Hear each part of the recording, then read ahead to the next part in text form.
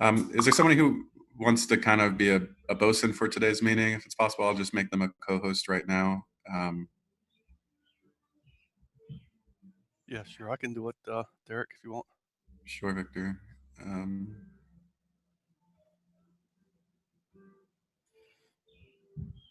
Awesome.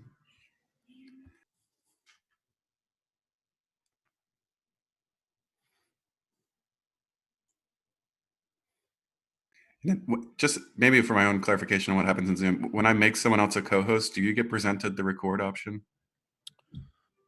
Let me see. Yes. Yeah, I see the record button. Okay. Welcome to get started. If you can just make sure you hit record to a cloud before you kick off, I'll be back in 1 moment. Okay, thanks. All right, welcome everyone. Let me see if I can get this recording started and then we'll get going.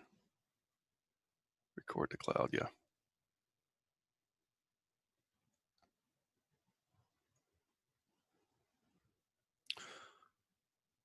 Okay, it looks like we've got the recording going. Just welcome everyone to the SIG-Node Resource Management Forum. Today is May 21st. Let me go ahead and share the document.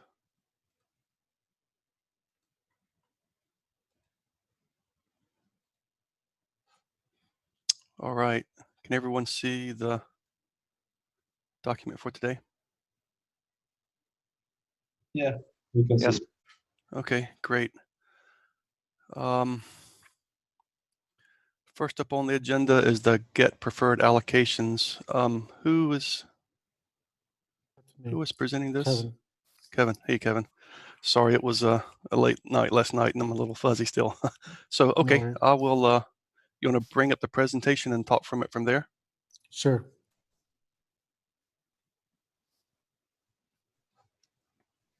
It says that I'm not allowed to. Oh, you're bringing up the presentation. I see. Okay. Sure. So just a quick background on this. So I didn't put it in a slide because I just threw these together right before the meeting started. But kind of the motivation here is to allow us within the device manager to have some influence of what allocations to make given to us by the various plugins that hook into the device manager. Because right now, we've got the topology manager, which lets us align based on kind of per node level information. So, things like the NUMA node, and in the future, maybe PCIe bus ID. But basically, it's that topology hint for the topology manager will really only ever be constrained to properties of the node itself, kind of node-wide specific features and not device-specific features. And so what this API that I'm proposing allows us to do is have the device manager kind of call out to the plugins to allow them to give kind of device, not necessarily device-specific hints back to the device manager so that he can make his device allocations, but actually give the device manager a set of possible device allocations that he could make so that he can incorporate those with the hints that come back from the topology manager and then actually make a much more informed decision about which devices to allocate than what he does today. So that's just kind of a quick background before I get into the specifics. But the first slide I wanted to show here was just a quick overview of how the topology manager currently interacts with different hint providers. So, basically it runs through this quick 5-step algorithm where for every container in the system, the topology manager will call out to a hint provider to say, hey, give me some hints about where you have the ability to allocate this container in an aligned manner. Right now, all we do is ask about the NUMA alignment, but the hint provider has an opportunity to say, okay, if you're asking for 2 of this specific device, what NUMA alignment could I give you? And all of those hint providers pass that information back to the topology manager where you can take the different hints that have been generated from each of the providers, merge them into a single hint, and then call out to allocate in those hint providers so that they can allocate the resources that have been requested in an aligned way based on the hint that was provided and merged together. And if all goes well, then we decide that we'll emit the pod. Otherwise, we say that we won't, right? Are there any questions on this before we move on to the next slide? Okay, Victor, can you go to the next? So with all that in mind, this slide is just a quick overview of what the device manager looks like today and how it interacts with a plugin to actually carry out allocations. Once that allocate call from the level above comes into the device manager, he actually doesn't consult the plugin at all before he makes his allocation decision. The device plugin will have kind of a priori already handed off the list of devices that the device manager could allocate from. And the device manager is just going to incorporate the set of hints that came from the topology manager with that available device list and kind of allocate the devices at random. Right now, it's just, it maintains a list and it pulls the first 2, 3, however many you've asked for off the top of that list, make sure that they are aligned with whatever the merged hint comes in, and then allocates those out. There's no opportunity for the device plugin to come in and say, oh, you know what? Given the current state of allocation and given that merged hint that was just given to you, maybe I'll have some more information about, you know, what might be better, the best set of devices to hand out rather than just picking them at random from the list that I gave you previously, right? That's kind of the high level idea of what we're trying to give some control back to the device plugin for. Next slide. And the proposed way to do this is to add one more API call into the device plugin, which I've called get preferred allocations, which basically adds a level of indirection, kind of one more step in this process of allocating, where the allocate call comes in from the topology manager. And then instead of immediately calling allocate from, the second step will be to call out to the device plugin saying, hey, you know what? Before I go ahead and make my allocation decision, I've already gathered hints from the topology manager. Can I also gather some set of preferred devices that, you know, given that I'm asking you to allocate 2 devices, which 2 are the preferred sets of devices that you would want me to allocate? And then I can gather that information, combine it with the merged hint that I got, along with whatever the available device list that I have is, and make a more informed decision about which set of devices I actually want to allocate out. And kind of the reason that the types of things that the device plugin might do is say, oh, okay, you know what? I want to constrain myself in some topology aware way that I don't want to be integrated back into the kubelet because it has nothing to do with kind of inter-device constraints. It's all about this device type that I'm currently operating with. And so I'm the only one that needs to know this information about that. So I can incorporate that in independent of the device manager ever needing to know about it. And I can report that information back in the shape of you know, a list of allocations rather than something about my actual topology of devices that I know internally. Any questions there before the next slide? At least about kind of the high level?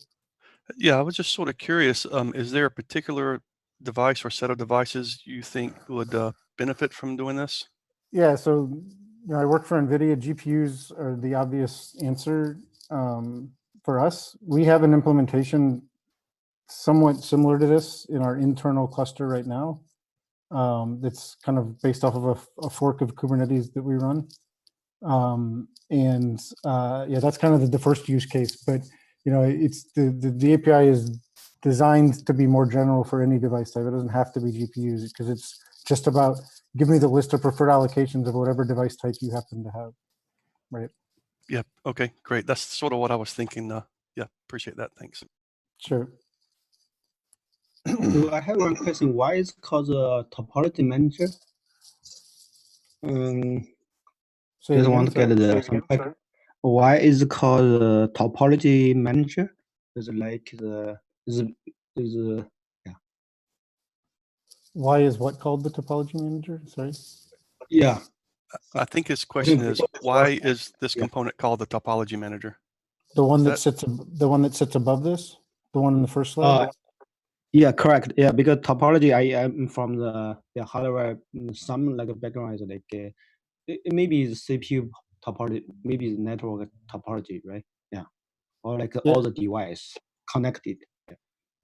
Yep, that's right. This manages the alignment across all of those devices. I see. Yeah, the thing that we're talking about today, though, isn't the topology manager. It's kind of after the topology manager has done some stuff. Now the hint provider, in this case specifically the device manager, is trying to do his allocations based on alignments that the topology manager has told me about. And I don't want to do it based just on what these kind of inter-device constraints were. I want to make sure that I give the plugin the chance to tell me what kind of device-specific constraints it might have so that I can make a more informed decision. Does that make sense? Can I ask additional question? Like, why you cannot include all this preferred allocation inside of get topology hints? Like, what will be behavior when you get the affinity from the topology manager once you want to allocate, you get the preferred allocation from the device plugin, so you will be merged and like you will merge it with end again, or I don't know. If you fail to get in the end some hint, like you don't have any hints once you merge hint with from the topology manager, and you merge it with the hint that you get from the preferred allocations, and you got the empty set. Like you will not allocate anything, or you will. No, then it's the idea, at least of this first iteration of this, is that it would be best effort. So you're getting a preferred allocation, but the final decision is ultimately left up to the device manager what devices he wants to allocate. Okay. Yeah. Obviously, you could have more sophisticated constraints put in place, where the same way that the topology manager itself will attempt to fail admission of the pod if some of the constraints can't be met. Down the line, we could imagine adding something like that to device-specific constraints as well. But for now, this is just kind of designed to work with what we have today in a very minimal way to allow the device manager to make a slightly better decision than what it currently can, without having to overhaul and redesign how everything's organized.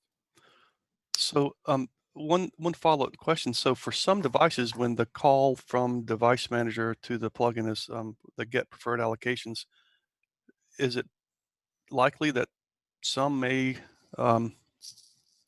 provide the same hint, or this is probably a different API, so it's a little bit different, I guess? Yeah, again, so it's not about providing hints. It's probably more clear when we get to an example in a few slides. Sure. But it's not about providing a hint. It's about providing, if the get preferred allocations is going to say, it's going to have a little bit more information than this, but it's going to say something like, hey, device plugin, I'm about to allocate 2 devices.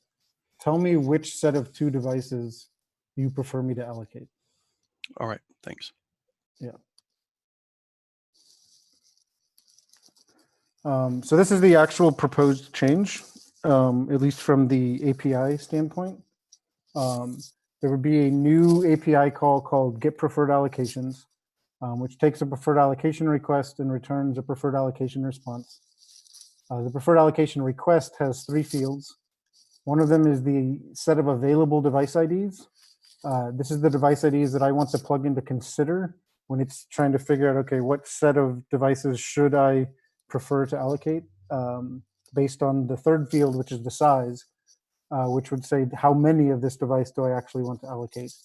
And then there's this field in the middle that refers to the must include device IDs.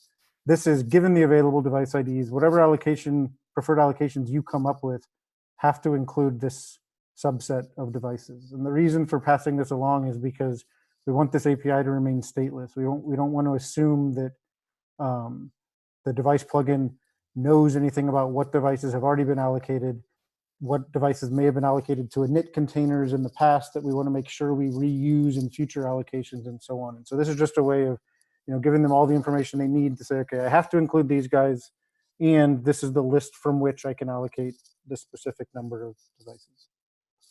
And then based on that, it's going to send back a preferred allocation response, which is just a list of preferred allocations, which currently just contains a list of devices. But if you go to the next slide, I wanted to make sure to leave this last message with an extra level of indirection so that it can include more fields later on as needed. So maybe we don't want to just say this is the list of devices, but we also want to add a priority or a cost of allocating this set of devices versus another one. Does that make sense?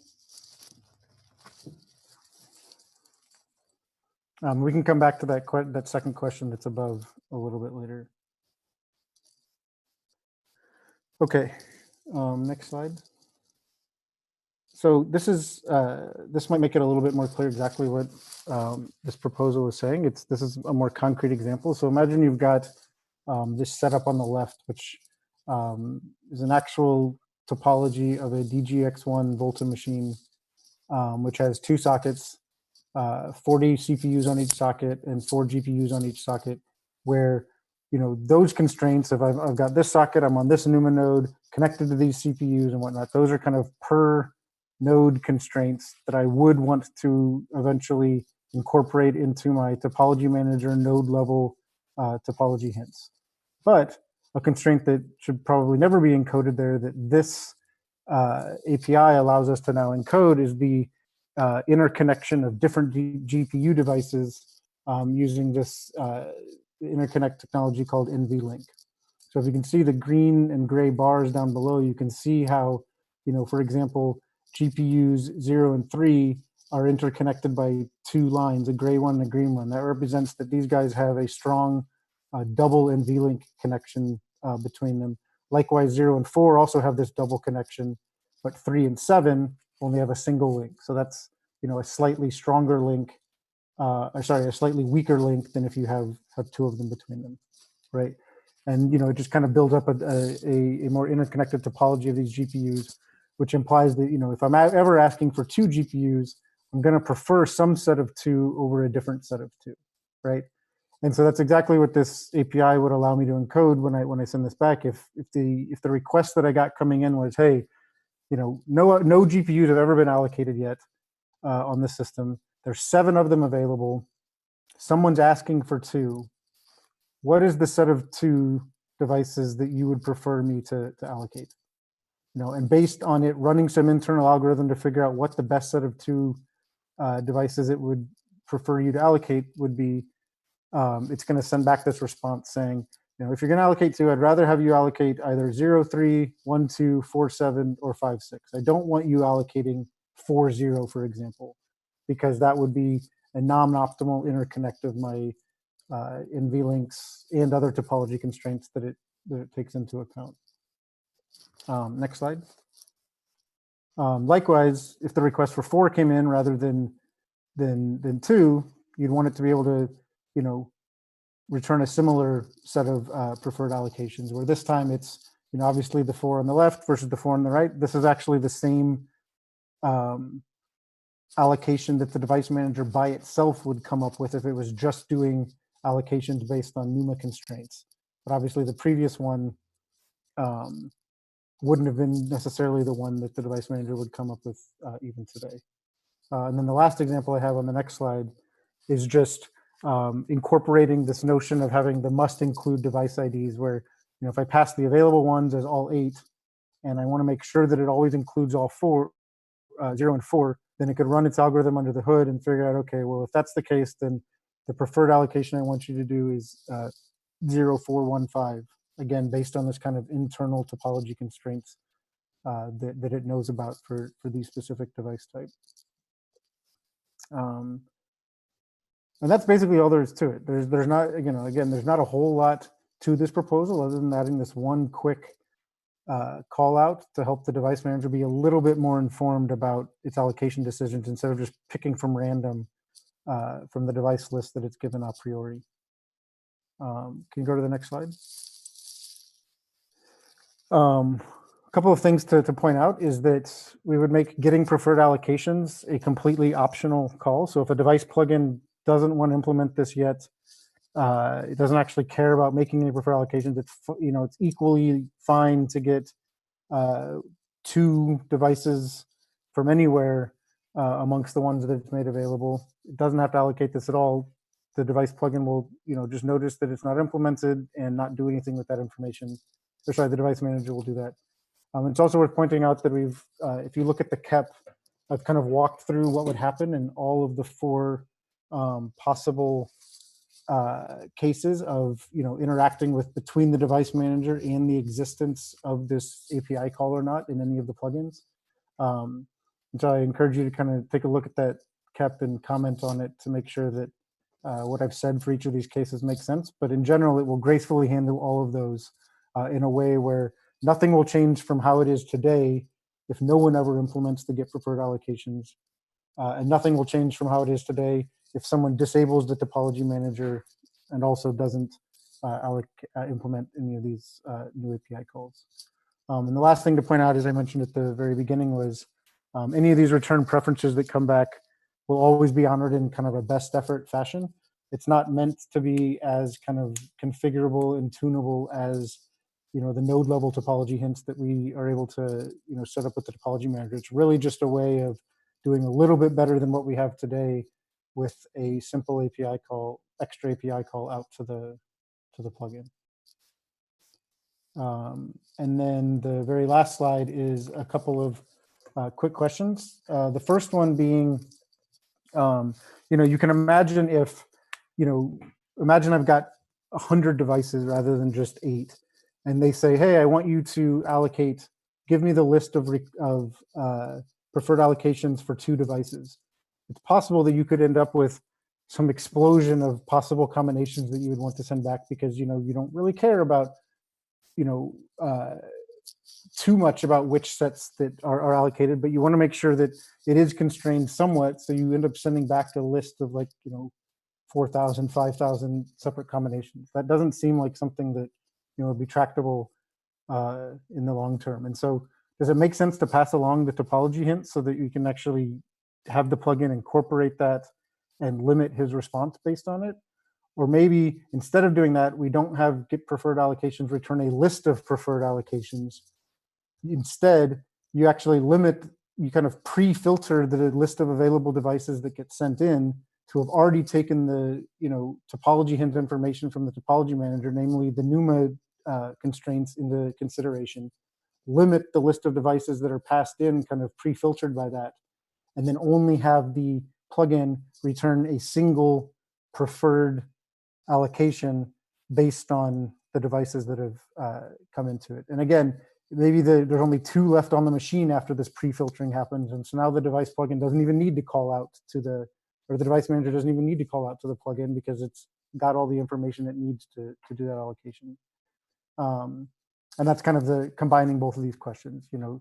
Should we add the topology hint as an extra parameter so that the plugin can take that information into consideration, or does it make sense to just have a single allocation be returned back? It simplifies what the plugin would need to return. The semantics with the user are much clearer. It doesn't, because it knows it can only pass one thing back, it doesn't have to worry about, coming up with an entire list of all the possible things that it would want you to allocate. It just needs to come up with something that's good enough that hopefully the device manager will just immediately be able to honor because he's already pre-filtered it by whatever other topology constraints were put in place. And that's it, unless other people have other questions or comments on any of it. Yeah, Kevin, there's a few questions in the chat. Yeah, I saw them coming in. Okay, you want to talk to those for a minute? Yeah, let me see if I can pull it So up. BG is saying, hey, he's curious, is it possible to allocate GPUs from NUMA node 1 when the best hint is 0001 true? From NUMA, so in your example, BG, is that 1 on the end, meaning NUMA node 0 has the 1-bit set, but NUMA node 1 is actually set with a 0 right now? Oh, got it. Or you corrected yourself.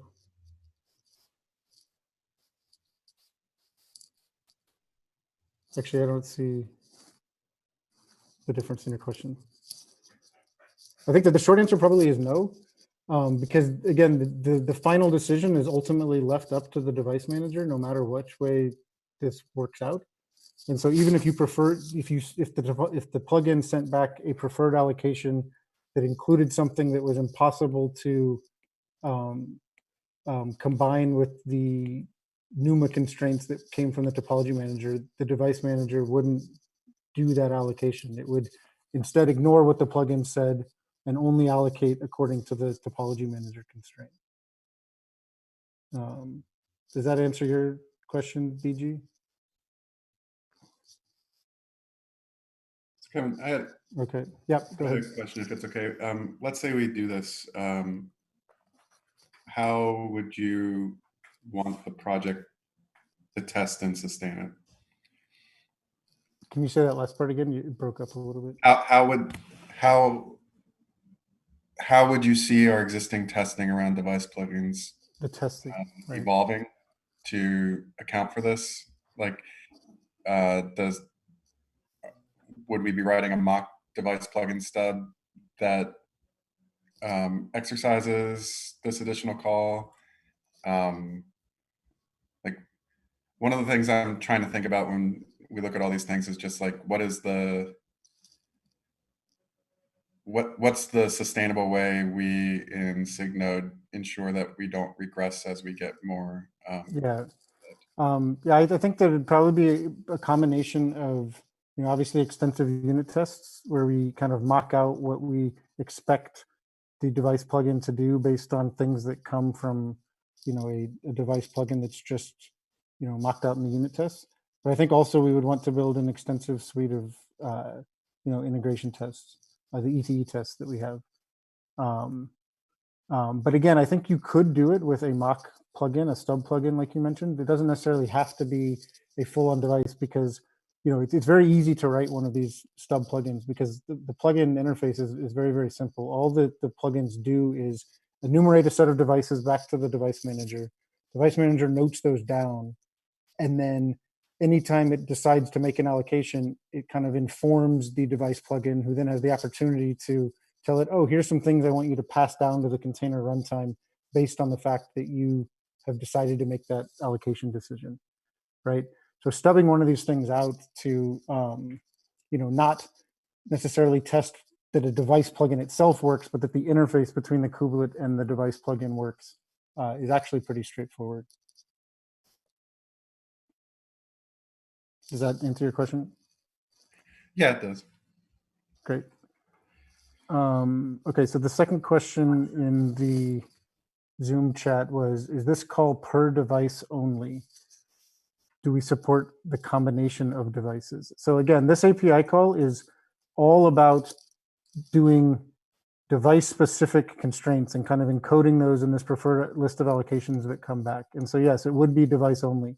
Any inter-device constraints are in the domain of the topology manager and whatever extensions we make to the topology hint down the road. Right now, that's just NUMA node, but you could imagine adding PCI bus ID or any other number of kind of inter-device constraints later on. Right.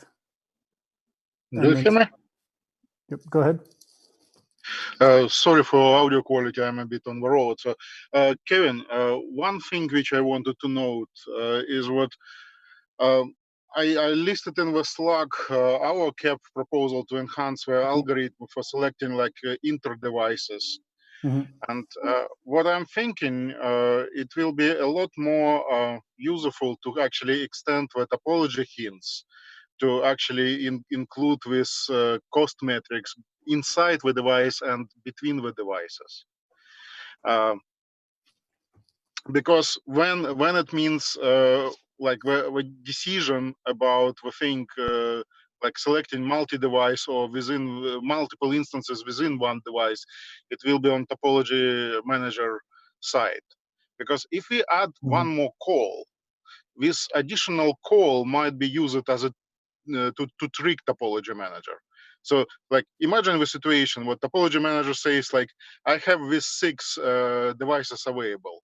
And Clever Device plugin says like, oh, so somebody is going to allocate this subset of devices and this 6 is available.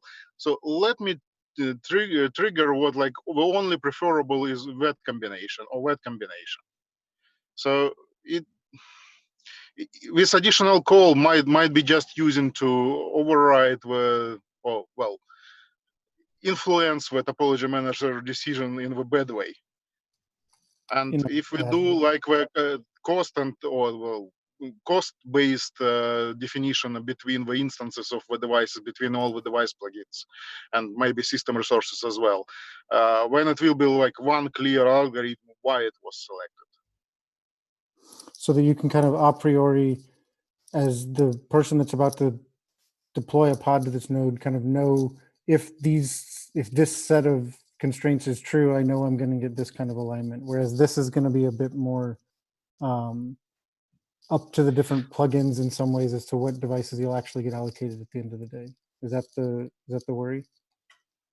Well, my worry is what so if the plugins will report the graph of interconnect between the devices and between the instances of the devices within one domain, when it will be one single clear algorithm. If we do additional call, it means what's like some preferences will be dynamically changing if this plugin will implement some clever logic in this additional call. Yeah, I see what you're saying. So it's the idea that we're going to be calling out to the plugins one by one. They're going to be making some decision rather than kind of looking holistically across what would be the actual best allocation given all of the topology constraints in the system. Is that? Yes. Yeah. So I'm really afraid what this plugin will be on the fly changing their own preferences. So I don't understand that piece of it, the on the fly changing the preferences, because again, it's really just about it's doing a little bit better than what we have today. Where right now, all that's happened is the device manager says, I've got this list, I'm going to pick 2 random things out of it. I don't see how it could be any worse adding this one quick API call to say, you know what, go ahead and give me some hint on what you would actually prefer so that I don't just pick 2 things at random. I instead have a little bit more informed decision about which 2 for whatever I'm going to pick. No, what I'm saying is like this call is an improvement for the current situation, but it's worse when the plugin will say, here's my 8 instances of GPUs, and this is how we're interconnected, like emphasizing some cost between them. Yeah, so you're saying that in some future world where we have the ability to consider all the costs and, based on how the topology is set up across all of the different devices, having this extra API call would actually, in some ways, maybe hurt the situation because I've already made the optimal decision, and now calling out to that might trigger something to change from what I've already decided on. Yes. Yeah, I see what you're saying. I need to think about it a bit more. That actually, what you just said leads me to think that if we do add this API call, it should be more of the form that I had in the very last slide, which is the topology manager, whether that's your cost-based algorithm or what exists there today, will pass whatever hint information it needs to down the device manager so that he can make his allocation decision. And now that he has that in front of him, he can use that as a pre-filtering to decide if it even makes sense to call out to this API call to the plugin, because he still has a little bit of leeway in the options he could make. And then now that he says, okay, there's 3 devices sitting here in front of me that I could allocate 2 from, why don't I go ahead and ask the plugin which 2 of those 3 I should go ahead and do? So it doesn't interfere with the higher level algorithm, but given the option that there might be some leeway there, it could call out to this to allow the plugin to make that kind of last level decision. Does something like that make sense? Well, sorry, I don't see the screen, so I need to look at it afterwards. For this particular scenario.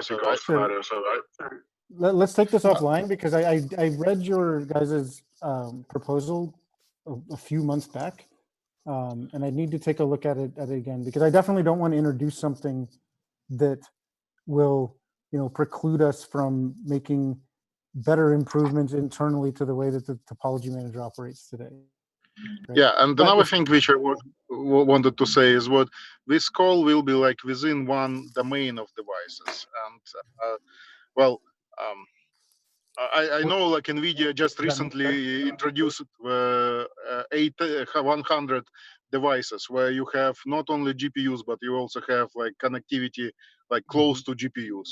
Mhm. So you very soon will end up with scenario what you need to have a pipeline of devices.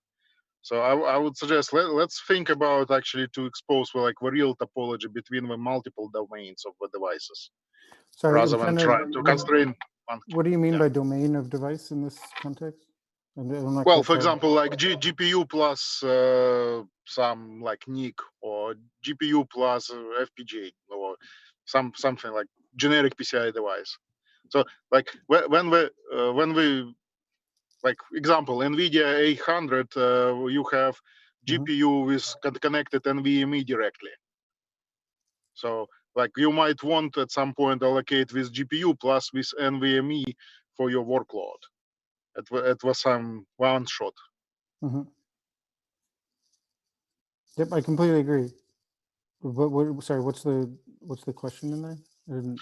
What I'm saying is what let's think how to expose like multi-device preferred selection rather than trying to fit right now a single type of device.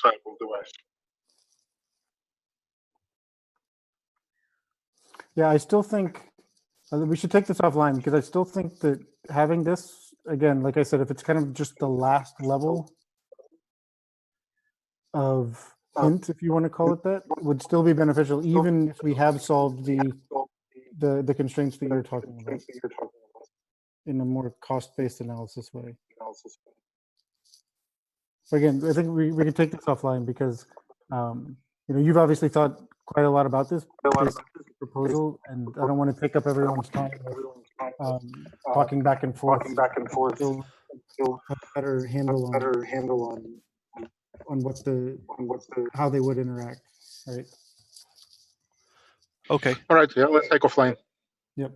that sounds good. So I put a note in the doc here just to sort of take a look at Alexander's presentation and sort of compare.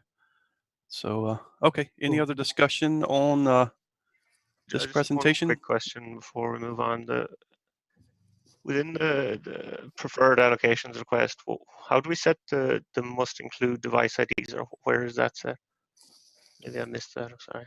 What do you mean by where is it set? So the device Like- plugin, the device manager would set that based on knowing that these set of devices need to be included in whatever preferred allocations you send back. And one of the main motivations for that is init containers, because once you've allocated something to an init container, those devices should be reused in future app containers if possible.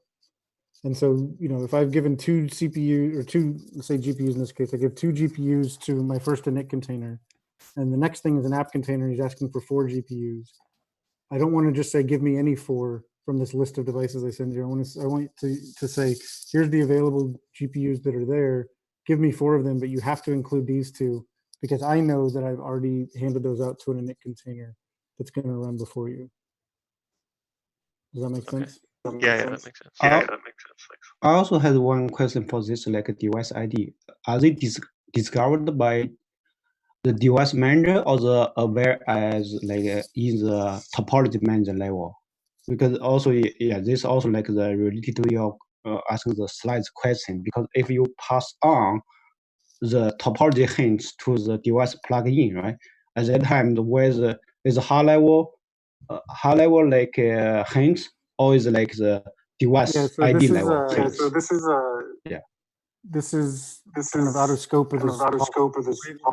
The way that all that information propagates is everything originates from the plugin, both what the NUMA constraint is and what these device IDs look like. Those get handed off to the device manager, who then uses that information to pass it to the topology manager, who then merges the hint, which then gets consumed by the device manager just before it's going to make its allocation decision. So what the set of devices are, what their topology constraints are, always originates in the plugin itself.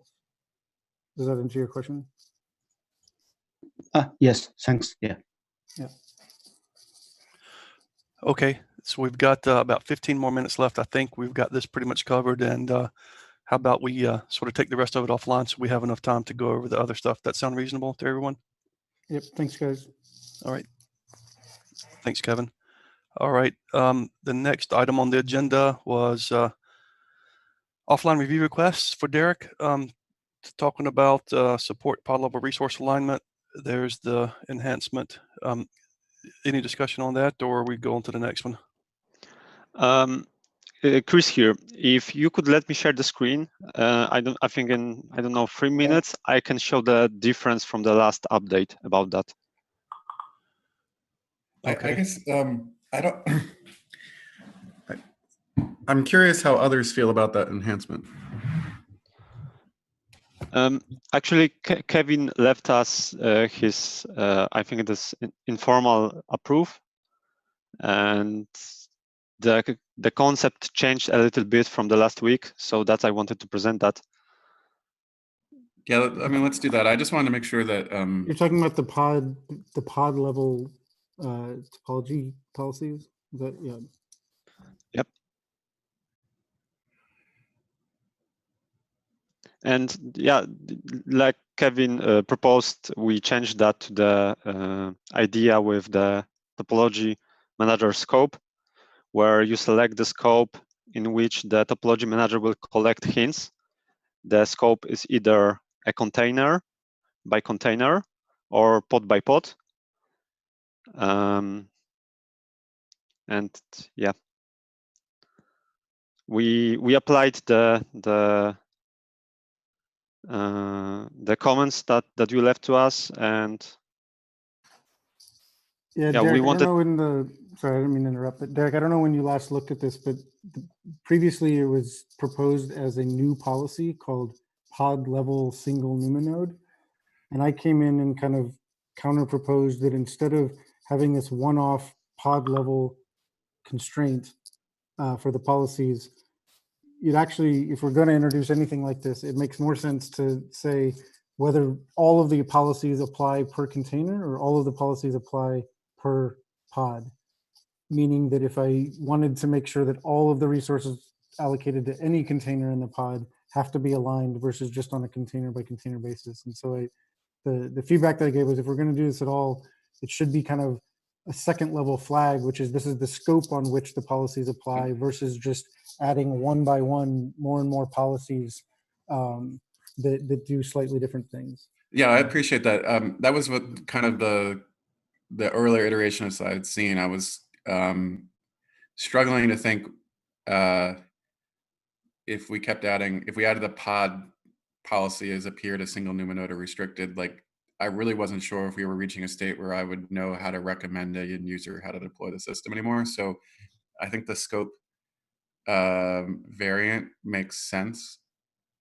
One of the things I'm curious about though is in light of the pod scope being identified, do we feel that our present default is wrong?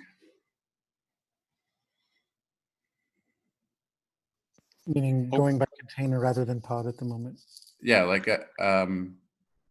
how do folks feel that container by container use cases are more prevalent or pod by pod use cases are more prevalent? It seemed like PG, if I recall, felt that his use case in particular mandated that it had to be pod, but I was curious if on that same note, if there was another use case that said the container use case was required as well.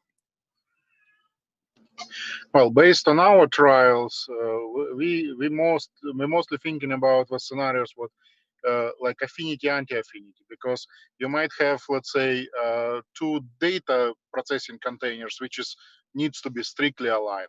But when you can have like bunch of sidecars, which you really don't care, because the amount of CPU time, amount of data traffic is going to those, or like shared memory, it doesn't really affect much the performance.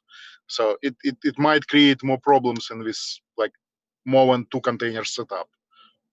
So I guess one of the things I'm curious about is, I think this enhancement predates, Alexander, your discussion where you kind of added tacit hints in the pod spec on if you would have preferred potentially container versus pod scoped alignment. What I was trying to figure out, and hopefully after we got through all our discussions here on what people were interested about, is like, do people feel that we could combine, say, this enhancement with some of the concepts that you had presented last week or 2 weeks ago in SIG-Node to get kind of to a more unified end state, where rather than have the kubelet necessarily be configured one way, we could allow the pod author to express the performance constraint they desired. Well, as a first step, I think like having the additional policy which aligns everything within one pod, it's a good progress. We only just need to be prepared to scenarios where it might be not available like amount of resources. So we again come back to a scenario of rejecting the pod from the node. So we just need to be prepared to that scenario. Yeah. So I feel like what I'm cautious about is once we add this, in my view, we can never take it away, right? Like, I'm not naive enough to not understand that like global 5G networks will start deploying with this on, and it will be the thing that is expected to work for the next 50 years, right? And so I just wanted to make sure that, like, as a community, especially you, Alex, and your view was being heard, because I felt like it was possible we could blend the two concepts into one outcome. And maybe I'm mistaken on that, but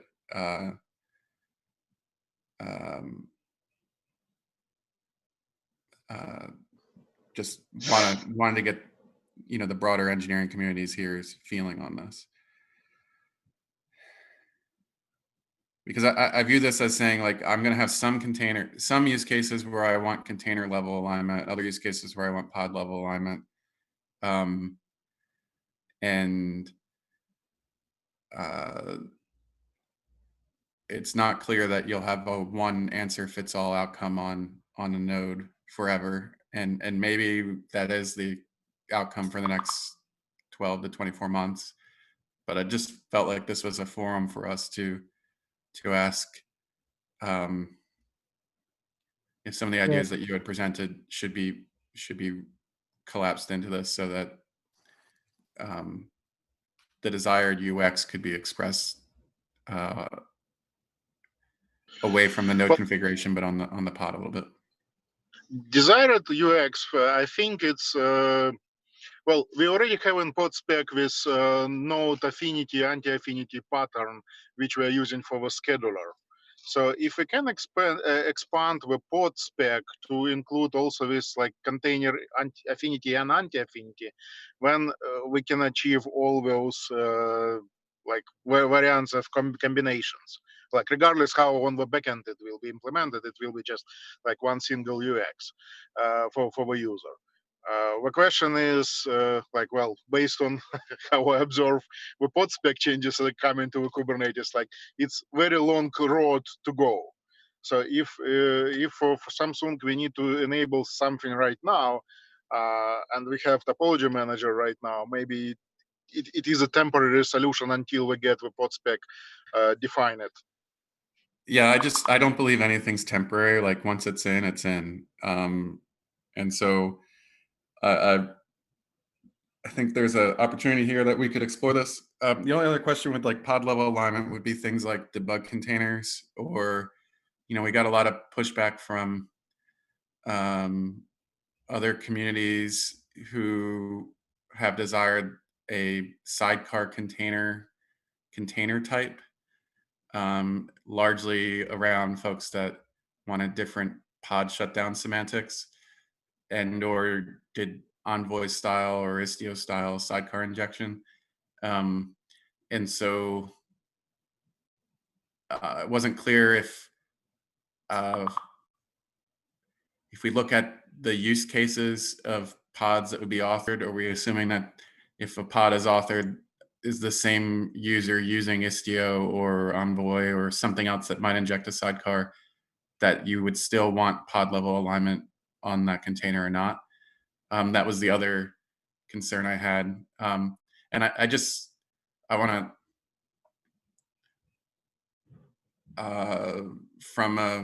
I'll put my Red Hat hat on right now, which is like, if I say that, if my understanding is like, when many of the performance sensitive environments that people want to get these workloads into, the user community that wants to take advantage of all the innovation we have out of our ecosystem will often say things like, well, I want to combine Istio and core Kubernetes and all these things at once. And the intersection of like the final outcome pod spec is not always as simple or understood. So I just understanding, like if we did pod level scope alignment, are you getting the right outcome if that is a user who's using Istio or anything else?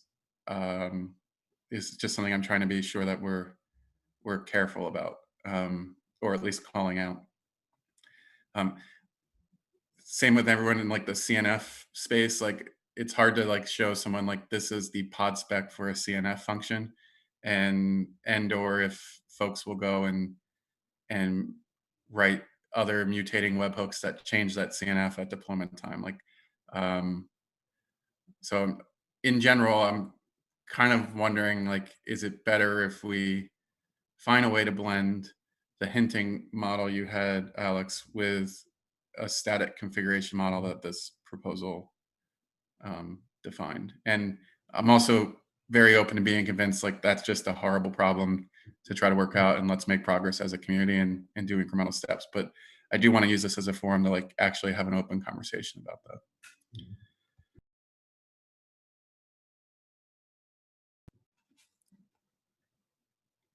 Like, does that, am I the only one who thinks about that? Maybe, or maybe Kevin, I don't know if you have a Yeah, perspective. no, I completely, I agree with what you're saying. I hadn't thought too much about the fact that 25 years from now, someone might still be using this. But I do tend to agree that, you know, once something's in, whether it's beta, even alpha, some people will always come back and complain that, hey, this was there. Why did you take this away from me? What's the alternative now? So I agree. We should definitely think carefully about whether we want to add any flags ever. Well, my way of thinking is what, like, if the new feature will supersede whatever it was previously, when it will be easy to obsolete. But yeah, I agree. We have an opportunity right now to define like how it will be visible for the user for the next several years. So let's come up something usable. Yeah. So if I think that my ask is that like I don't want to make a final approve or not approve on any particular enhancement until we feel as a group we've gone through the design space. And if we feel like after today's call we've done that, or we have a couple other calls that we want to have, I really want to use this as we have 20 super sharp engineers together who have a chance to try to get as much alignment as possible in one design space. And if it turns out that there are enough unique swim lanes that we need to take 3 different approaches, that's fine. But like right now, I'm not feeling comfortable to approve this enhancement until I feel like the other 18 folks on this call are in complete alignment as well. Does that make sense? Yep. Yes. Okay. Thanks. Yep. Okay. Yep. So, all right, with that, what do we want to do then? Continue to review both presentations and come back Yeah, I and be think we prepared should. to. Well, we should encourage people to go and comment on the KEP PR. either with their kind of, loose approval or any concerns and questions they might have based on what Derek has brought up. Now, just to maybe give a little more, I view the changes to the topology manager policy slightly different than maybe I view, Kevin, your preferred allocations proposal. That one seems way more just incremental. Mhm. And so from my perspective, that one seemed pretty good, right? Like I didn't see a negative on that right now. But I do want to think about like the topology manager, memory manager stuff as a single outcome. Good. Okay. Okay, any more comments or discussion on that? Okay, if not, there's one more item. What's our time check? We have 1 minute, and it was really about the memory manager discussion that we had last week. So do we want to take time to a few minutes and go over with that now? Yes, if you could I would just ask 2 questions and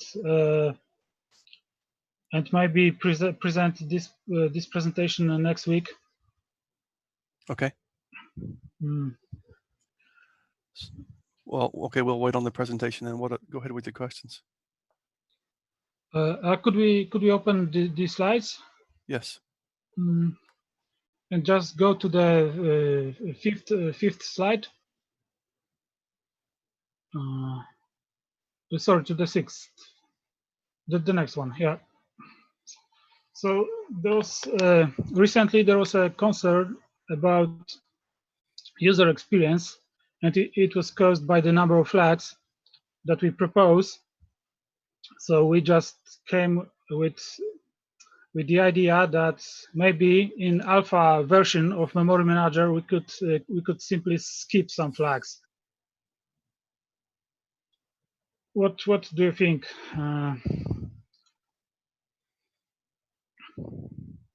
Because otherwise, for example, here in this slide, I discussed multi-NUMA groups flag, and I started to wonder what would be the alternatives that we have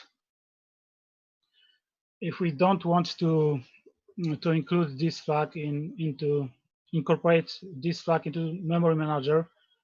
And one of the options is exactly to skip the flag for Alpha Memory Manager release. It's to facilitate the review process and maybe also the approval. So maybe what we can do on this one is, since we are over time, like I think there was some confusion this week if we were supposed to hold a meeting on Tuesday morning or not. Do we want to have a meeting to allow you to go through this slide before next Thursday, which I'm more than happy to do. And maybe we can leave this call with parting thoughts on having folks review the slides and think about your question. But do we want to meet sooner? On Tuesday, you mean? Yeah. For me, that would be great. It's not an issue. So maybe. Yeah, I think that sounds great to me if we met Tuesday. And then kind of an ask I have for folks here is a tension I've been struggling with, which is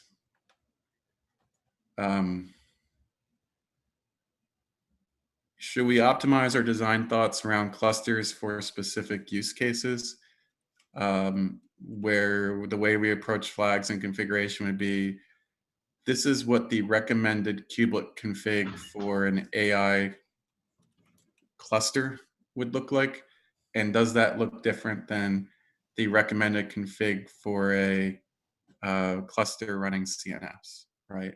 And I think it's helpful for us if we, as a community, come to grips with the idea that do we see node pools configured for particular workload types? And maybe I'm putting thoughts in my head, Kevin, which aren't accurate. Like in my mind, I'm thinking NVIDIA wants to run certain type of workloads on GPUs that might be different than the workloads that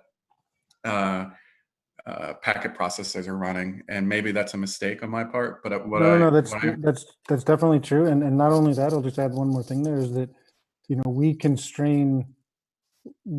plan on constraining the way that the nodes are organized, what types of machines are there, what labels you put on these nodes in a way that lets you run scheduling algorithms differently and so on. So it's very kind of, you know, it's very customized in that way. It's just general purpose workloads would be in a different cluster. Yeah, and so that's kind of the design tension I have when we talk about UX, and maybe some of what Alex's proposal did, which was I kind of view Alex's proposal as I have a general purpose pool of compute. Let me give you hints on the right way of doing it.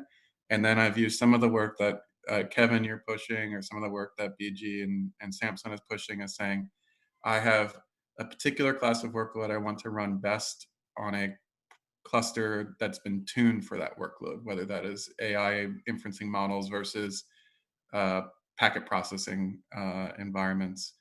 And I think we are well served at understanding how to evaluate proposals if we say, like, as a Kubernetes deployer targeted on this workload type, I recommend we structure nodes as XYZ, and starting to like define the dividing lines that may or may not exist between those different workloads types. I think that is very helpful as well, because then the UX around flags is less interesting, right? Because vendors like Intel will put out documentation that says, this is how to best configure your Kubernetes cluster to run DBDK or something, right? And NVIDIA could put out documentation that says, this is the best way to configure clusters to run XYZ, right? And Red Hat would be no different. Right now, I think there's a tension on, do we want to solve general purpose, or do we want to get more domain specific? And maybe each of the proposals that people have out there right now, we can better understand each other, a community, if we say, like, this is the workload I'm targeting, and this is the recommended node configuration for that workload type. And I think that would be helpful for me personally, and maybe helpful for all of us to understand how to evaluate if there is a one size fits all answer or not for some of these things. Is that Derek, actually, one thing which I haven't shown in my presentation, but we also thought about this kind of user experience or sysadmin kind of experience, is what, like, our proxy, when it starts, it expects to get a config. And we have a daemon, like, oh, actually a daemon set, which reads the config map and then pushes the configuration to this CRI proxy daemon. And it can dynamically update, so it can dynamically reconfigure itself, and it also understands the, like, several levels of the fallbacks. So there is a one config map for the whole cluster, like default. There is one config map which can be defined by the group, so you can label your node with specific group, and it will fetch the config map specific for that group. And then there is a config map specific for one particular node. So the node name is used as a key to look up a config map with configuration, and like all these kind of like divisions and hardware specific particular to that node. So it's possible to group all of those. What I've struggled on that one, and I understand that, is like it's like an answer that says, I want to allow every possibility. And what I'm trying to figure out is, like, do we focus on purpose-built clusters, or general purpose or multi-purpose clusters where each purpose is tied to a node pool or not, as like a first thought. And where I see a tension is, like, for, let's just pick on edge, where I see a lot of folks that say, I want to run clusters on the edge. And initially they have a very particular use case they might run around the edge, and I'll just say packet processing, right? And so there it's like the hardware needs to be awesome, everything needs to be awesome, my workload needs to run as fast and awesome as it always did, and it needs to do that for the next 12 months. But then, you know, maybe 24 months from now, I want to start running other general purpose workloads on that little cluster at the edge. And I want to know if everyone's goals kind of feel like those goals or not, or are we going to say like, hey, for the next 12 months, we're going to, as a community, say our recommendation is you build a cluster for a purpose. And when you have a new purpose, maybe you build a second cluster. Or are we going to say you add a second node pool to an existing cluster? That's like a key first tension I'd like to figure out. Well, when we were designing, we were thinking what like you can have a heterogeneous cluster, so you can have like different kind of nodes where can be organized in the groups, and you can have like one-shot specific nodes. So, for example, like talking about the edge, you can have like one node or two nodes which is like data processing, like radio, and then you can have a couple of more nodes which is like generic applications, and then you can probably also have a VM in the like where like some other cloud like connected to the same cluster, which will be doing something else. Yeah, and then the reality of that though is always tied back to what are the workloads you want to deploy.